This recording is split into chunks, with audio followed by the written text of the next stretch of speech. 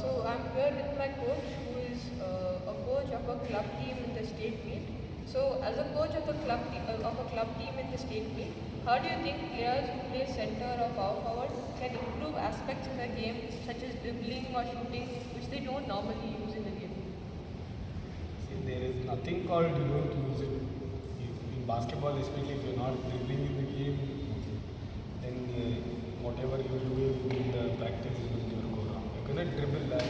As I was telling you, the point guards, if you're making 10 dribbles, the 2 dribbles nowadays has to be the centers and power forwards. So 20%, which is equals 20% of the dribble done by the centers and power.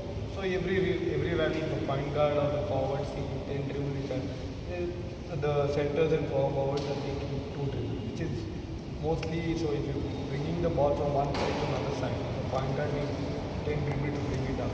The forward and centers are receiving the ball and using 2 dribble. So the same time, if centers and forwards takes a rebound, before they pass, they take 1 or 2 dribbles. It's never the thing. It is the thing that, as I told you, it's a generation thing. In my generation, our centers are never used to dribble. So point guard and forward job is to dribble all the way and bring the ball, give the ball to the centers, and they just make the shot. And as soon as you dribble, as soon as you receive the rebound, you just need to leave the ball. But nowadays the game is evolving, so everyone has the right to dribble, everyone has the right to shoot. But it's how smart the guys are. For a center, if he knows yes, he should not dribble, if he's not dribbling, it means he's making a good thing to the coach. So the situation where he should not be dribbling, if he dribble, it's not a good thing.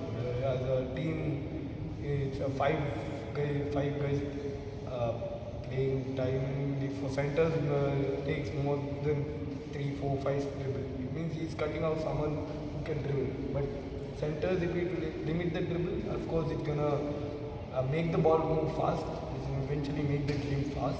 And as I told you in the beginning, it's a coach's generation thing. So in your generation, the centers dribble more, power forward dribble more, and in my generation, or which is your coach's generation, or the guy who is coached at my level, my coach, their generation, we don't dribble so much. So there's a conflict of interest. This generation kids want to dribble more, but my generation coaches don't want to dribble more. So there's a collision, but eventually we can come up to a 50-50 this one, that limit your dribble and make sensibility. That's what makes a power forward and centers make their dribbling skills useful. On to the next question. Based on what aspects can you determine whether a player is relatively, on a rough basis, good or bad at playing the game? See, first thing is it comes in interest. If you have an interest, everything comes behind you. Each and every coach in a player, what they see is their interest and their level of interest. For example, I choose a best skilled 5 players who to play the start the game. But how the substitution works is that every coach sees into the eyes of the player. In their eyes, your eyes talk a lot of things to your coach when it comes to interest. So those interests, whoever has the interest, always their bad player also they turn into a good player. Because it's how humble you are and how hungry you are when it comes to interest. It's like if I have, it comes into a conclusion on economics. So what is it? Diminishing marginal utility. When you have more things, you will have less interest. When you have less things, you have more interest. So same thing in basketball. If you have less skills, if you have less skills, you will have more interest to learn it. If you have more skills, you have less interest to use it. So if you it becomes part of interest becomes a part of your game. You're a good player or a bad player depends on your interest of learning and how much you want to grab, how much you want to learn, and how good you want to practice. Interest is what? If a coach tells you to take 100 free throws in a game, if a good player will say, okay, I'm good enough, I don't have to take 100, I'll make 10 out of 10, and I'm good, I'll go 10 out after 10 out of 10. I made all 10 and then leave. But if you have an interest, the coach has told you take 100, you make or miss, you take 100. What happens is that when you start the first shot, when you come up to the last 100 shot, you won't have the same interest. The interest comes down.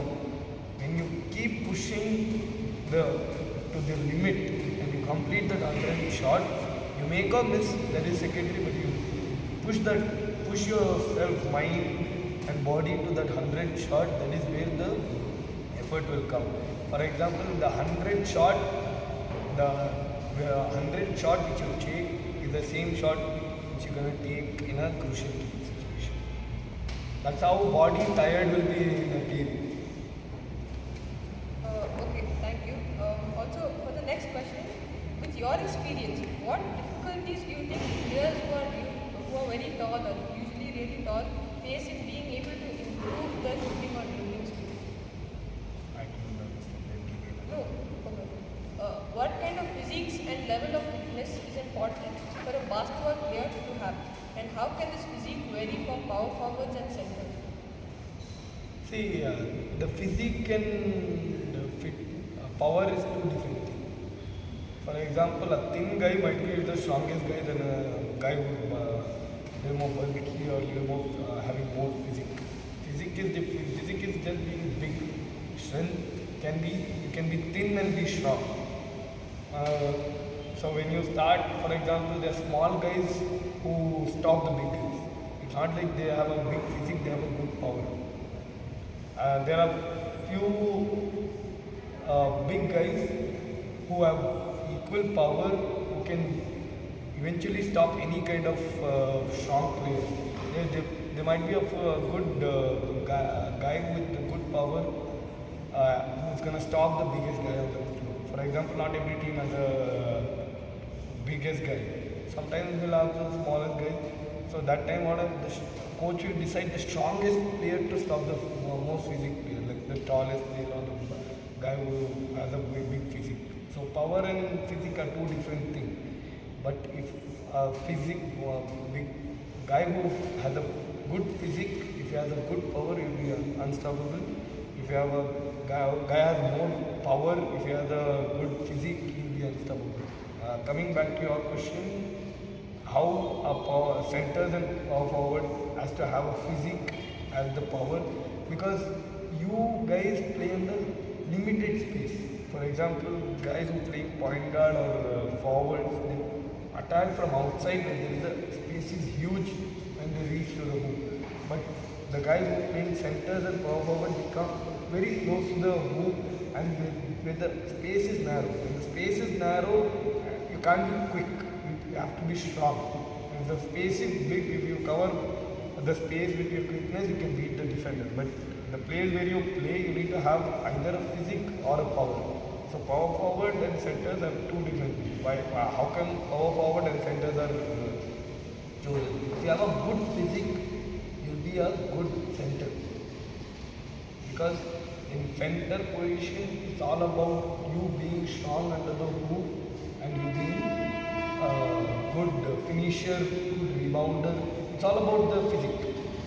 But when it comes to power forward, if you don't have the physique also, if you have a power, you can play power forward, because power forward is not going to shoot every shot from 3-point, like he plays in the mid-range. Why he has to have a power? Because when it comes to defense, he might be stopping the biggest guy. So those things different from power forward and center. And the body language. Body language of a power forward might not be an outside shooter, it will be a mid-range shooter.